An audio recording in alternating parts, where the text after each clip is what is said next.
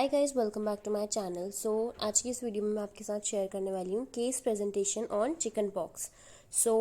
आपको जो जैसे कि आपको पता ही है कि आपको हमें मेडिकल सर्जिकल में सेकेंड ईयर और थर्ड ईयर में केस प्रेजेंटेशन और केस स्टडी बनानी होती है, तो वही आज मैंने आपके साथ शेयर करा है। तो आज की इस वीडियो में हम देखेंगे चिकन पॉक्स के बारे में, तो कैसे हमें उसका फॉर्मेट कैसे रेडी करना है, क्या क्या उसके अंदर चीज़ें इंक्लूडेड होंगी और कैसे हमें उसकी एनसीबी बनानी है, कैसे डिजीज़ कंडीशन लिखनी है, वो मैं आज आपको बताऊंगी। सबसे पहले आएगा स्टूडेंट प्रोफाइल, जिसमें आएगा name of the student, then उसकी क्लास आएगी, डेट ऑफ केयर स्टार्टेड, उसने कब केयर स्टार्ट करी है, केयर एंडेड, कब उसने केयर एंड करी है, एरिया ऑफ केस टेकन, कि आपने केस किस हॉस्पिटल से लिया है। तो बेसिकली इसमें हमें अपने बारे में लिखना होता है। एंड फर्दर जो मैं आपके साथ शेयर करूँगी पेशेंट प्रोफाइल, उसमें आपको पेशेंट के बारे में लिखना होता है। डिटेल्स लेनी होती है पेशेंट की कि क्या उसे प्रॉब्लम है, उसका घर कहाँ है, ऑक्यूपेशन क्या है, तो सारी डिटेल्स आप लेते हैं और उसके बाद अपना केस स्टडी या केस प्रेजेंटेशन रेडी करते हैं। सबसे पहले आता है पेशेंट्स प्रोफाइल, जिसमें आएगा सबसे पहले आइडेंटिफिकेशन डेटा, जिसमें आपको hospital registration number, patient name, age, father name, marital status, address, religion, ward, bed number, education, occupation, उसका एडमिशन कब हुआ है, डिस्चार्ज कब हुआ है, name of the doctor, provisional diagnosis, final diagnosis. तो इस तरीके से आपको अपना आइडेंटिफिकेशन डेटा तैयार करना होता है। पूरा डेटा हम पेशेंट से पूछ के ही लेते हैं। इसके बाद आएगा हिस्ट्री ऑफ इलनेस। सबसे पहले था आइडेंटिफिकेशन डेटा, उसमें हमने जनरल इन्फॉर्मेशन दी। अब आएगा हिस्ट्री ऑफ इलनेस, जिसमें हम लिखेंगे chief complain and history of present illness. Chief complain में आएगा कि क्या उसको प्रॉब्लम हो रही है, चिकन पॉक्स अगर किसी पेशेंट को हुए हैं। सबसे पहले आएगा रेस्ड पिंक और red bumps, then small fluid filled blisters, जिसको हम छाले भी बोलते हैं हिंदी पे, crust and scabs which cover the broken blisters. इसके बाद आता है history of present illness. The itchy blister rash caused by chickenpox infection appears 10 to 21 days after exposure to the virus and usually last about 5 to 10 days. So history of present illness generally वो होता है जिन complaint के साथ patient जो है hospital में आता है। Other signs and symptoms which may appear 1 or 2 days before the rash include fever, loss of appetite, headache, tiredness। और उसके बाद अगर हम अदर सिम्टम्स की बात करें तो raised pink and red bumps, small fluid blisters and gust and scabs. तो ये थे chief complain and history of present illness. दूसरी प्रेजेंट इलनेसेस हो सकती है कि patient was suffering from high fever from last 4 days, headache हो सकता है 2 days, red spots and blisters are spread all over the body and he was admitted to the hospital, जो भी आपका हॉस्पिटल है। अब देखते हैं पास मेडिकल हिस्ट्री की, अगर उसे कोई सर्जिकल हिस्ट्री या मेडिकल हिस्ट्री लाइक डायबिटीज़ अगर उसे है, हाइपरटेंशन उसे है, तो यहाँ पे हम वो लिखेंगे। अगर पेशेंट को नहीं है तो हम लिखेंगे simply patient has no relevant medical और सर्जिकल हिस्ट्री। फिर उसके बाद आता है फैमिली हिस्ट्री, जिसमें हमें इस तरीके का कुछ फ्लो चार्ट टाइप का एक पूरा प्रॉपर चार्ट बनाना होता है, जिसमें हम name of the family members लिखते हैं, एज लिखते हैं उनका, marital status, occupation, relation to family member लिखते हैं कि जो पेशेंट है उसका फैमिली से क्या रिलेशन है, हेल्थ स्टेटस उनका हेल्दी है अनहेल्दी है, एंड एजुकेशनल स्टेटस लिखते हैं। तो सारे मेम्बर जितने भी फैमिली में है including their child, sister, mother, parent, तो इस तरीके का हम कुछ फैमिली हिस्ट्री का हम एक प्रॉपर चार्ट बनाते हैं, उस पर पेशेंट की पूरी इन्फॉर्मेशन देते हैं। तो ये था हिस्ट्री, फैमिली हिस्ट्री। अब हम इसके बाद देखेंगे कि जो हमने फैमिली हिस्ट्री ली है सेम उसी में हमें फैमिली ट्री बनाना होता है, जिसको हम पेडिग्री चार्ट भी बोलते हैं। तो कुछ इस तरीके का आप पेडिग्री चार्ट बनाएंगे, जैसा मैंने आपको शो करा है पिक्चर पे। उसके बाद आता है personal history, no previous medical and surgical history, patient is free from all the allergic reaction. अगर उसे कोई प्रीवियस मेडिकल या सर्जिकल हिस्ट्री है तो यहाँ पे आप वो लिखेंगे पर्सनल हिस्ट्री में। उसके बाद पर्सनल हिस्ट्री में नेक्स्ट चीज़ आती है डाइटरी हैबिट्स, पेशेंट वेजिटेरियन है, नॉन वेजिटेरियन है, एडिक्शन अगर पेशेंट को है तो, अगर नहीं है तो patient has no history of smoking लिखेंगे। देन आएगा patient is free from drug addiction and alcohol consumption, not involve in any other negative habits. तो इस तरीके से हम उसका एडिक्शन वाला पर्सनल हिस्ट्री फिल करेंगे। उसके बाद आता है सोशियो इकोनॉमिक स्टेटस, जिसमें हम पेशेंट का हाउसिंग कैसा है, water supply, sanitation, income, location, sexual history and marital history patient की कैसी है, सोशियो इकोनॉमिक स्टेटस में हम ये सारी इन्फॉर्मेशन देंगे। उसके बाद आता है फिजिकल एग्जामिनेशन। तो यहाँ पे से हम पेशेंट का फिजिकल एग्जामिनेशन स्टार्ट करेंगे, जिसमें सबसे पहले आएगा जनरल अपीयरेंस एंड डिक्यूपिटस, जिसमें हम body build, height, weight and vital sign, colour of the skin, ये 5 चीज़ें हम यहाँ पे इंक्लूड करेंगे। बॉडी बिल्ड कैसी है उसकी, बॉडी है ऑब्वियसली चिकन पॉक्स का पेशेंट है तो उसकी बॉडी में इची एंड रेड पैचेस होंगे, that breaks out on the face etcetera.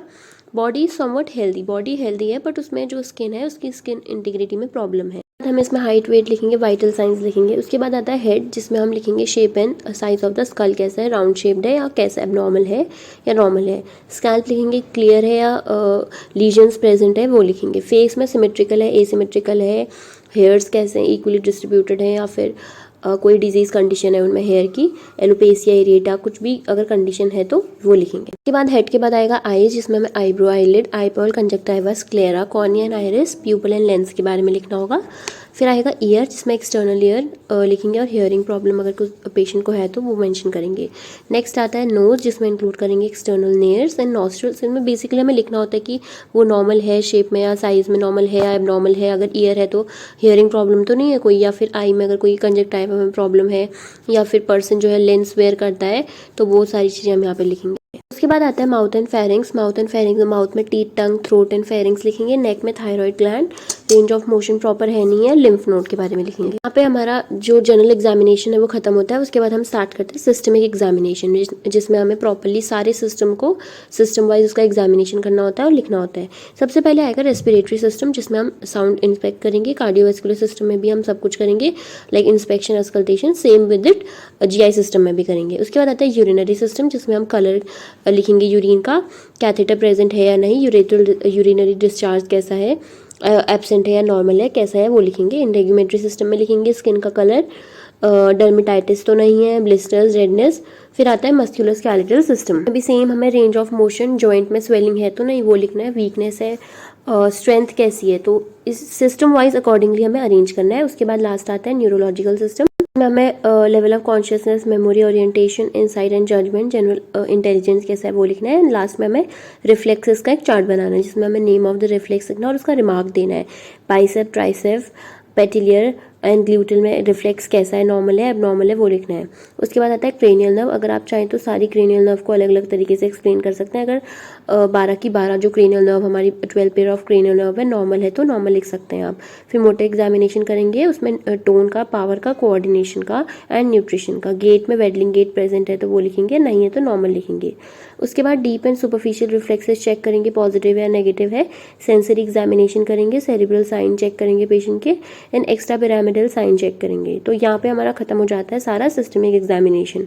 उसके बाद आता है वाइटल साइंस का चार्ट। हम वाइटल साइंस का एक चार्ट बनाएंगे एंड हम करेंगे लैब इन्वेस्टिगेशन। जो पेशेंट की लैब इन्वेस्टिगेशन हॉस्पिटल में हुई है, हमें उसका एक प्रॉपर चार्ट बनाना होता है, और क्या क्या इन्वेस्टिगेशन हुई है, नॉर्मल फाइंडिंग कितनी है, पेशेंट की फाइंडिंग कितनी है, उसका एक रिमार्क तैयार करना पड़ता है। तो ये था vital sign and lab investigation. आता है medical management and intake output chart. Medical management में ऑब्वियसली जो पेशेंट को मेडिसिन चल रही है उसकी डिजीज कंडीशन के अकॉर्डिंग उसका हमें चार्ट बनाना होता है, जिसमें नेम ऑफ द ड्रग आएगा, route, dose, time, action and remark आएगा। सेम आएगा इनटेक आउटपुट चार्ट, जिसमें हमें उसका पूरा इनटेक और आउटपुट लिखना होता है। इनटेक उसने कितने बजे किस तरीके से लिया, लाइक ओरल लिया, राइस ट्यूब से लिया या पेरेंटल रूट से लिया, और उसका आउटपुट कितना है according to the hospital stay, कितने दिन वो रहा है। उसके बाद नीड्स एंड प्रॉब्लम आइडेंटिफाई। सबसे पहले हम लिखेंगे नीड्स, उसको सपोर्टिव मेजर्स की नीड है, एंटीवायरल थेरेपी चाहिए या फिर जो भी उसकी नीड्स है वो लिखेंगे। फिर प्रॉब्लम क्या थी, बैक्टीरियल इन्फेक्शन था स्किन में, ग्रुप ए स्ट्रेप्टोकोकल इन्फेक्शन था। उसके बाद सेम हम अकॉर्डिंगली 5 to 6 डायग्नोसिस बनाएंगे पेशेंट की, like acute pain, hypothermia, impaired skin integrity, fluid volume. उसके बाद हम लिखेंगे न्यूट्रिशनल मैनेजमेंट, जो भी हम न्यूट्रिशनल मैनेजमेंट उसे प्रोवाइड कर रहे हैं पेशेंट को, यहाँ पे हम न्यूट्रिशनल मैनेजमेंट सारी चीज़ें लिखेंगे, like fresh fruit and vegetables etcetera. फिर आता है नर्सिंग मैनेजमेंट। आप सबसे पहले नर्सिंग असेसमेंट करेंगे पेन के लिए, परसिस्टेंट ड्राउजीनेस, स्किन हेडेक या बॉडी हेडेक के लिए आप नर्सिंग असेसमेंट करेंगे। उसके बाद हमें बनानी होती है नर्सिंग केयर प्लान। तो बेसिकली हमें 3 नर्सिंग केयर प्लान बनानी होती है अकॉर्डिंग टू द नीड। सबसे पहले हम बनाएंगे imbalance nutrition less than body requirement का नर्सिंग केयर प्लान। तो इस तरीके से आपको नर्सिंग केयर प्लान बनाना है, जिसमें आपको पूरा नर्सिंग डायग्नोसिस लिखना है, गोल, प्लानिंग, इंप्लीमेंटेशन लिखना है, उसका रैशनली लिखना है, इवैल्यूएशन लिखना है। आप चाहे तो इसका स्क्रीनशॉट लेके भी नर्सिंग केयर प्लान बना सकते हैं।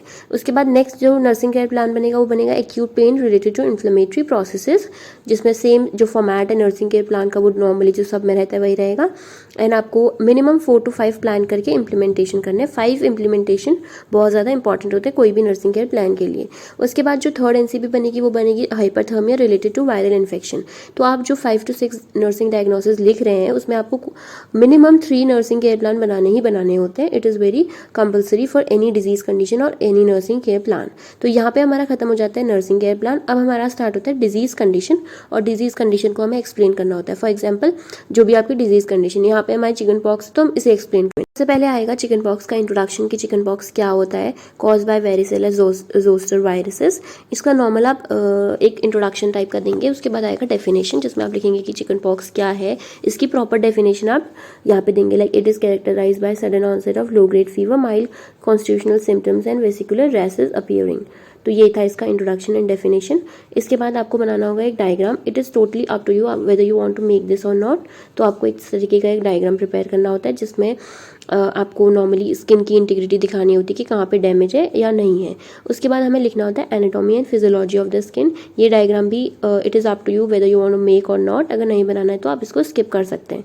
उसके बाद एनाटॉमी एंड फिजियोलॉजी लिखने के बाद एक नॉर्मली आप एक चार्ट टाइप का बनाएंगे, जिसमें आप ओवरऑल लिखेंगे कि चिकन पॉक्स क्या होता है, उसका अदर नेम क्या है, सिम्टम्स, कॉम्प्लिकेशन, यूजुअल ऑनसेट क्या होता है, इसका causes, risk factors, diagnostic method क्या है, प्रिवेंशन एंड ट्रीटमेंट। तो इस तरीके का आप एक नॉर्मल चार्ट बना सकते हैं। ये भी ऑप्शनल है, आप चाहें तो बना सकते हैं, otherwise you can skip this also. उसके बाद कॉजेज एंड रिस्क फैक्टर, ये बहुत इंपॉर्टेंट है। हमें सारे कॉजेज एंड रिस्क फैक्टर्स लिखने हैं कि किन किन कॉजेज से जो हमारा चिकन पॉक्स है वो हमें अफेक्ट कर रहा है, और क्या क्या रिस्क फैक्टर्स रह सकते हैं जिससे हमें चिकन पॉक्स होने के बहुत ज़्यादा चांसेस हमारी बॉडी में हैं। तो ये थे कॉजेज एंड रिस्क फैक्टर्स। उसके बाद आता है इंक्यूबेशन पीरियड। इंक्यूबेशन पीरियड क्या होता है नॉर्मली चिकन पॉक्स का 14 to 16 डेज।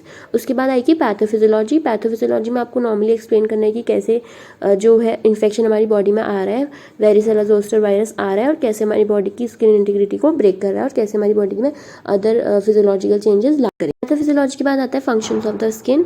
हम स्किन के फंक्शन लिखेंगे, like wound healing, excretion of excretion, protection, formation of vitamin D. So ये सारे जनरल फंक्शन लिखेंगे। फिर एपिडर्मोलॉजी लिखेंगे कि कैसे ये ट्रांसमिशन, इसका ट्रांसमिशन कैसा है, और कम्युनिकेबिलिटी कैसी है इसकी। उसके बाद आता है क्लिनिकल मैनिफेस्टेशन, जिसमें हमें book picture and patient picture लिखनी होती है। Book picture and patient picture आप चाहें तो ऐसे लिख सकते हैं, या नॉर्मली जो क्लिनिकल मैनिफेस्टेशन होते हैं, साइन एंड सिम्टम, वो लिख सकते हैं, like fever, pain in body, headache, shivering, malaise, rashy, itchy skin. उसके बाद आता है डायग्नोस्टिक इवैल्यूएशन। इसमें भी it is up to you whether you want to make chart और नॉट। अदरवाइज आप normally history collection, physical examination, ELISA test, blood test, varicella zoster antibody test, culture of lesion samples, इस तरीके से आप लिख सकते हैं। उसके बाद आता है मेडिकल मैनेजमेंट। ये भी सेम एज इट इज़ जैसे आपने पहले बनाया है, पूरा मेडिकल मैनेजमेंट बनाना है आपको, कैसे आपने क्या क्या मेडिकेशंस दी हैं पेशेंट को। उसके बाद लास्ट आता है हेल्थ एजुकेशन। हेल्थ एजुकेशन में मतलब जब आप पेशेंट को डिस्चार्ज कर रहे हैं, आप क्या क्या उसको एडवाइस कर रहे हैं, क्या उसे खाना है, क्या उसे नहीं खाना है, उस तरीके से आप हेल्थ एजुकेशन देंगे पेशेंट को। फिर आता है लास्ट में डिस्चार्ज प्लान। प्लान में लिखेंगे care plan can help patient take sufficient rest, eat nutritious food, limit use of tight cloth, keep all appointment with health care provider, या फिर जो आप उसको जनरल हेल्थ एजुकेशन देते हैं सेम एज इट इज़ हमें डिस्चार्ज प्लान में लिखना होता है। या फिर आपने जो पेशेंट को एडवाइस किया, लाइक फ्लूइड इनटेक बढ़ाना है, कैसे कैसे उसको डाइटरी हैबिट्स अपनी रखनी है, अनटेक मेडिकल चेकअप, उसको एडवाइस करना है कि अपने हेल्थ केयर प्रोवाइडर से कॉन्टैक्ट में रहे। तो ये सारा हमें डिस्चार्ज प्लान में इंक्लूड करना होता है। सो डिस्चार्ज प्लान के बाद लास्ट में आता है समरी। तो हमें इसमें ओवरऑल जो अपनी डिजीज़ कंडीशन है उसकी समरी लिखनी होती है। तो ये था हमारा case presentation on chicken pox. तो ये हमने देख लिया कि case presentation on chicken pox कैसे बनाना है। तो मैंने अपने चैनल पे और भी case presentation, NCPs and case studies upload करी है। If you want to see that also you can go through my channel. So if you like this video then like, share and subscribe to my channel for more such amazing videos. I will be providing you with all the stuff of nursing. So thanks for watching.